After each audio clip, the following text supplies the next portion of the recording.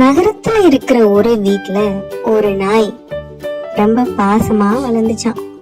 அதே தெருவுல இருக்கிற நாய்ங்கெல்லாம் இத ரொம்ப பொறாமையா பார்த்துச்சுங்களாம். அந்த வீட்டு நாய் தன் அன்போட வெளிப்பாடா அந்த எஜமானுக்கு மதிய உணவு சாப்பாட எடுத்துட்டு போறது வழக்கமா இருந்துச்சான். இத ஒரு நாய் பார்த்துட்டு போய் தன்னோட நண்பர்கள் எல்லாம் கூட்டிட்டு வந்து காமிச்சு, டேய் பாருங்கடா, இவனை நம்ம சும்மா விடக்கூடாது, வாங்கடா நம்ம போய் நம்ம கூட்டத்தை கூட்டிட்டு வருவோம். மறுநாள் அதே நேரத்துல நாய்கள் எல்லாம் கூட்டமா காத்திருந்துச்சான்.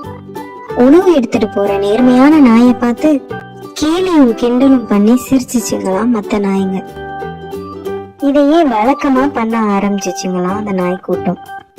இதனால மனசு சங்கடப்பட்ட அந்த நேர்மையான நாய் அத பத்தி யோசிக்க ஆரம்பிச்சுச்சான். ஒரே ஒரு நாள் அவங்க முன்னாடி நம்ம சாப்பாடு சாப்பிட்டுட்டோம்னா அதுக்கப்புறம் நம்மள கிண்டல் பண்ண மாட்டாங்க அப்படி நினைச்சு அந்த நாய் தவறான முடிவு எடுத்துச்சான். நேர்மையான நாய் அந்த நாய் கூட்டத்து முன்னாடி சாப்பாட சாப்பிட ஆரம்பிச்சிருச்சான். இத பார்த்த மத்த நாய்ங்கெல்லாம் ஒன்னா சேர்ந்து சத்தமா சிரிச்சுச்சுங்க. இங்க பாருங்க, இதுதான் புகழ் பெற்ற நம்பிக்கை நாய். இத்தனை நாள் ஊரை ஏமாத்திட்டு எஜமானரோட சாப்பாட சாப்பிடுதுன்னு சொல்லி சிரிச்சுச்சுங்களாம். நேர்மையான நாய் தன்னோட நேர்மையை தவற விட்டதை நினைச்சு ரொம்ப வருத்தப்பட்டுச்சான். கதைக்கான நீதி: மற்றவர் கருத்தை வைத்து உங்கள் நல்ல பழக்கங்களை மாற்ற வேண்டாம்.